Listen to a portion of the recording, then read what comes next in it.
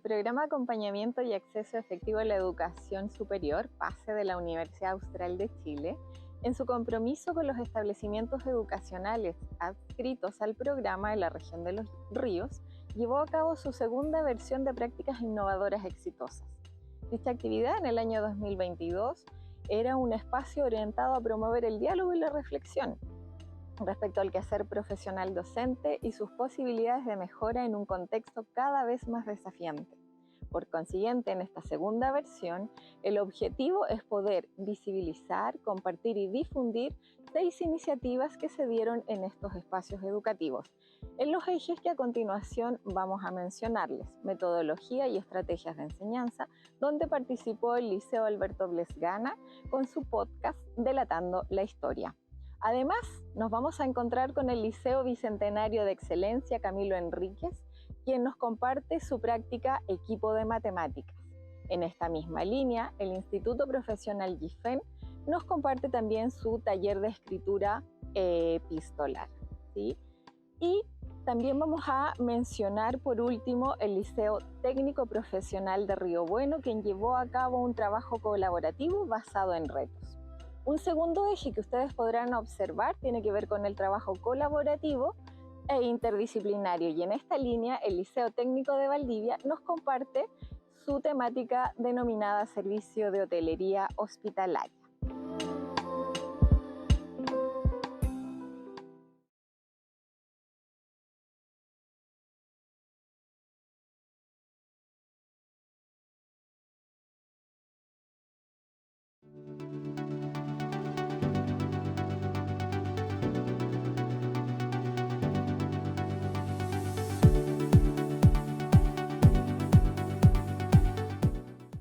Bien, mi nombre es Paola Vázquez Ávila, soy profesora de Lengua Castellana y Comunicación.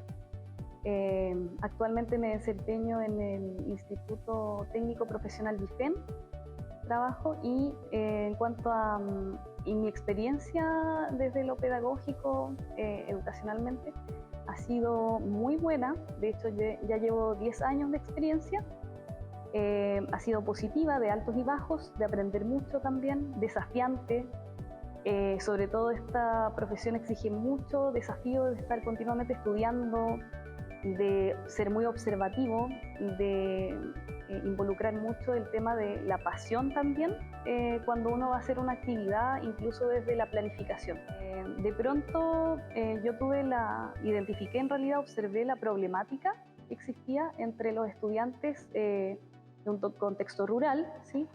Que a pesar de que muchas veces en un contexto rural puede llegar a ser algo muy hermoso, pero también tiene sus dificultades, ¿sí? Presenta sus carencias de alguna manera a nivel educativo para los estudiantes, sus desventajas.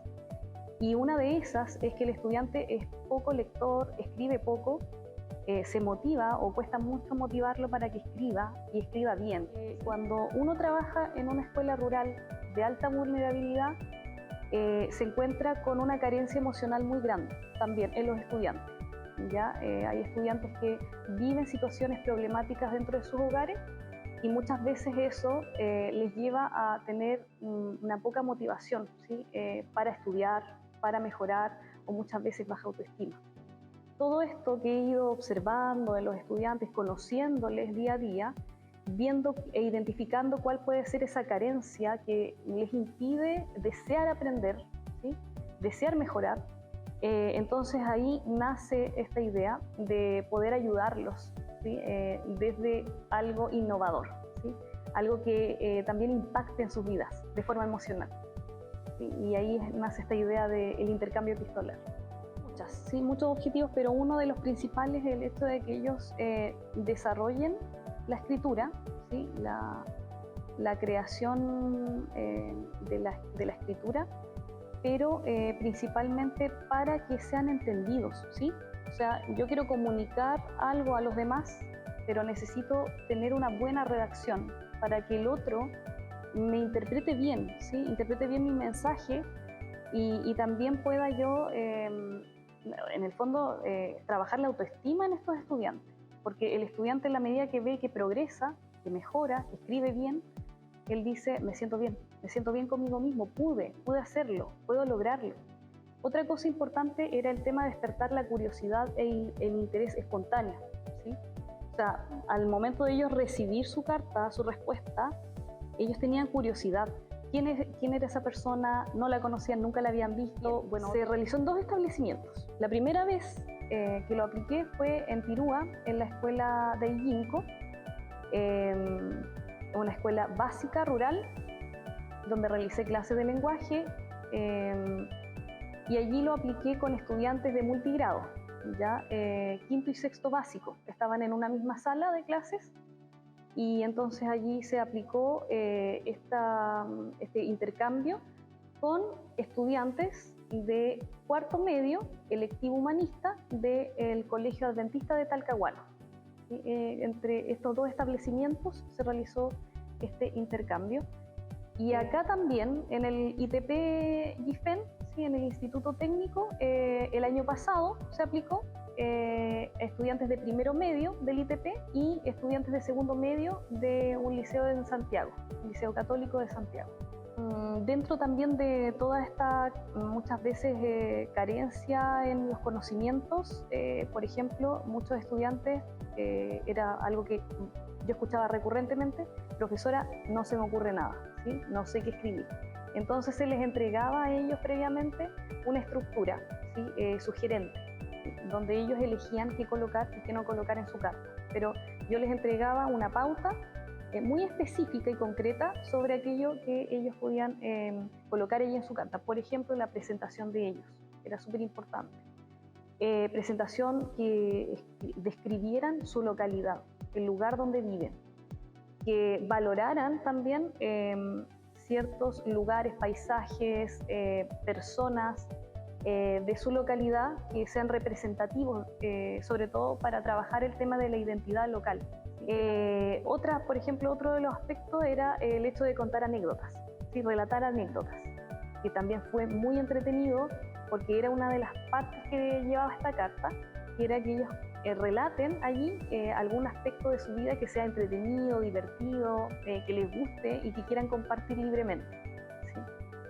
Porque el estudiante escribía a alguien que no había visto en su vida, entonces leía historia, incluso historias cotidianas, ¿sí? Como por ejemplo se contaban cosas como qué tipo de alimentos le gustaba o eran típicos de su zona.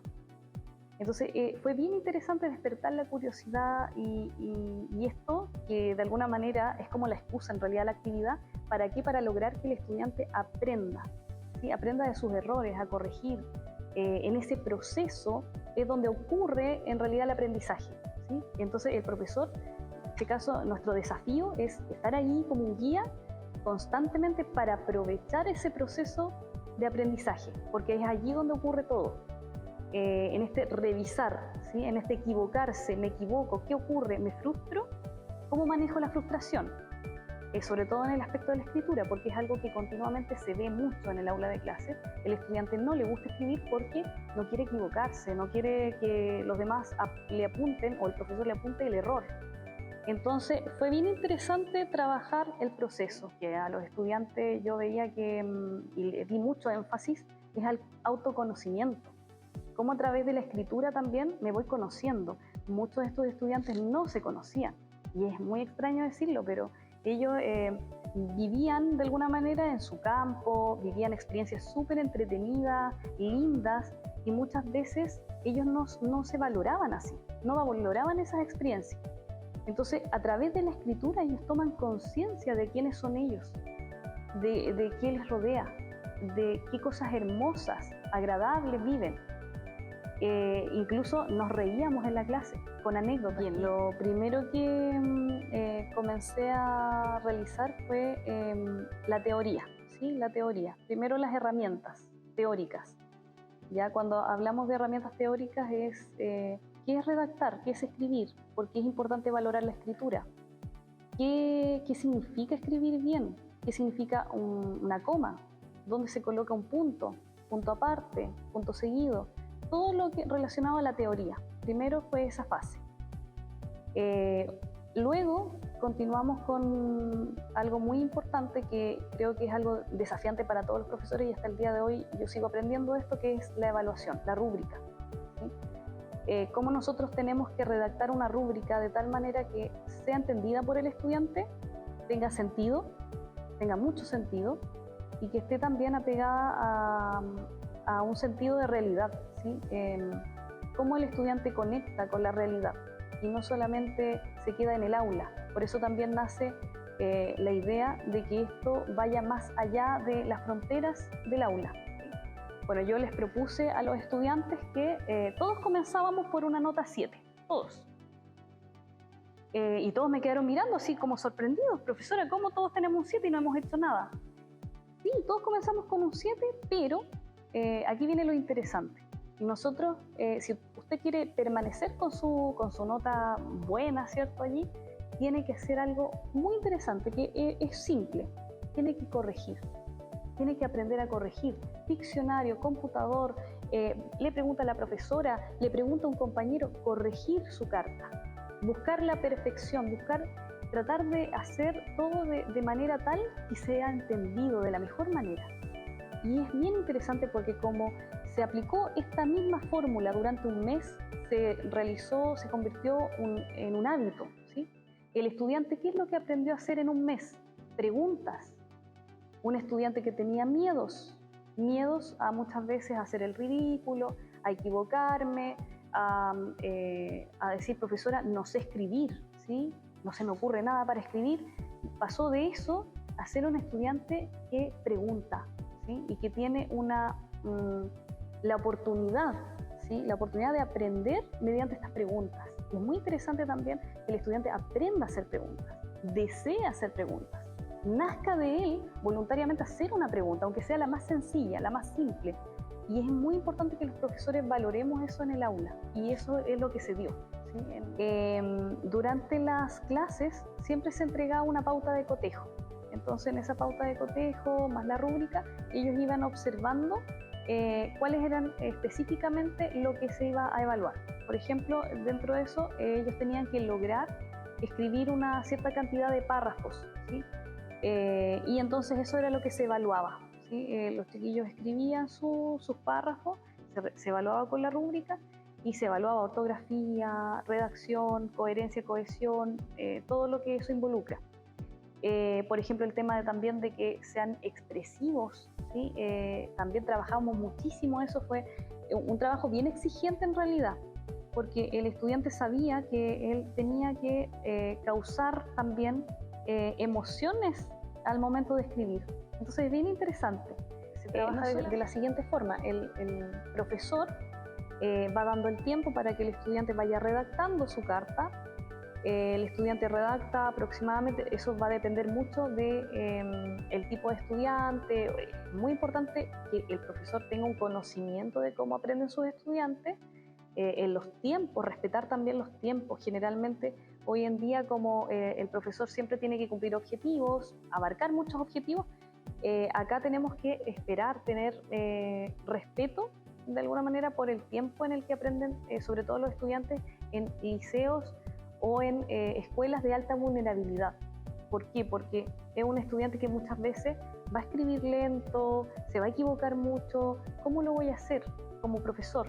Tengo que darle el espacio, el tiempo para que ese estudiante aprenda.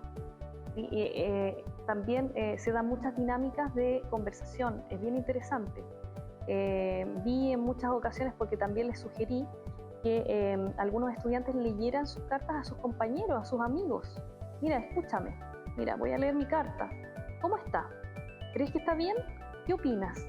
Entonces, entre ellos se daba esa conversación, esa charla. Luego también conversábamos. ¿Quién quiere leer la carta? ¿Sí? Chiquillos, ¿alguien quiere leer su carta? Jóvenes, señoritas, estudiantes, ¿alguien quiere leer su carta? ¿Compartirla? Sí, profesora. Yo quiero leer solo un fragmento, solo un párrafo, o quiero leer mi carta completa. Darle esa libertad en ese proceso es súper importante también. ¿Por qué? Porque uno de alguna manera le está transmitiendo al estudiante que el proceso es muy valorado por el profesor en este caso. Y una vez que ellos terminaban de escribir su carta, pasaba un tiempo en el que teníamos que esperar la respuesta de los otros estudiantes del otro establecimiento. Entonces allí es donde se aprovecha esa instancia para aplicar nuevamente la teoría. El desafío está en trabajar siempre, claro, desde lo teórico, está el objetivo, está todo esto, ¿cierto?, que nos entrega el Ministerio de Educación, pero también está esto otro que son nuestras emociones, nuestros sentimientos. Muchas veces el estudiante es un genio, ¿sí? Y no lo sabe. Y no lo sabe porque tiene miedo, no lo sabe porque tiene vergüenza, no lo sabe porque hay muchos traumas en su vida que muchas veces le impiden obtener ese reconocimiento, desarrollar su aprendizaje. Entonces, es importante que nosotros, el desafío es que seamos observadores, nos involucremos realmente desde las emociones en esta actividad, para los directivos y también los docentes. Y dentro de la proyección, a mí me gustaría muchísimo que también se pueda realizar un intercambio epistolar. Sería bien interesante entre establecimientos de una misma localidad también. Siento que es algo bien interesante porque incluso se puede llevar a aplicar en muchos otros contextos, ¿sí? No solamente entre establecimientos, también se podría hacer con la comunidad de IFEN, ¿sí? Por ejemplo, estoy pensando en el grupo de artesanos, ¿sí?, de Futrono, ¿sí? Ese grupo de artesanos que podrían, por ejemplo, escribir cartas a los estudiantes de turismo, ¿sí?, contándoles su experiencia, por ejemplo, su relato acerca de su emprendimiento, cómo ellos lograron emprender, y los estudiantes de alguna manera pueden hacerle preguntas. O sea, siento que hay muchas formas en las que podría presentarse esta actividad, no necesariamente en este caso con otro establecimiento de otra ciudad, ¿sí?, también aprovechando el tema local, ¿sí? Uno de esos, yo creo que es muy importante el saber colocar también mucha observación, como bien le decía, mucha comunicación, no solamente entre los pares, directivos, colegas, ¿sí?, para ir mejorando, siempre para ir mejorando, incluso durante la actividad, ir mejorando. También el tema de atreverse a escuchar nuevas ideas, ¿sí?, nuevas ideas e involucrarlas dentro de la actividad. Me ha servido muchísimo también el escuchar a otros, ¿sí?, escuchar nuevas ideas, ir modificando la idea que yo tengo, ¿sí? No necesariamente que uno vaya desde llevo la idea absoluta, ¿sí?, sino que esto puede ser que planteado desde la visión de otro colega, incluso del estudiante, puede ser transformado de mejor forma, que es el hecho que es desafiante también para los profesores dentro de esta innovación, el ir estudiando, capacitándose, incluso durante el transcurso de la actividad, lecturas, columnas de opinión, libros, literatura. El profesor constantemente tiene que estar leyendo, buscando, reflexionando, incluso durante la práctica en sí. O sea, no puedo dejar de alimentarme, ¿sí? Un profesor no puede dejar de estar como que todo fluya simplemente porque que se dé, sino que también yo puedo estar leyendo constantemente para ir viendo qué es lo que me falta. Por ejemplo, tiene que existir algo que es muy interesante, que es el amor en la pedagogía, ¿sí? El amor, ¿por qué? Porque estos valores, ¿sí?, el estudiante los observa, él se da cuenta, él toma conciencia cuando un profesor ama lo que hace, ¿sí?, se ama a sí mismo. Es súper importante. Yo no puedo enseñarle a un estudiante que tenga seguridad si yo en primer lugar como profesor no la tengo. Y esa seguridad también me la da el hecho de que yo me alimente intelectualmente, ¿sí?, me alimente de libros y de literatura, me alimente de las opiniones, la visualización de otro docente, de otro directivo, de abrir también, eso es importante y lo que aprendí, de abrir el espacio del aula, ¿sí?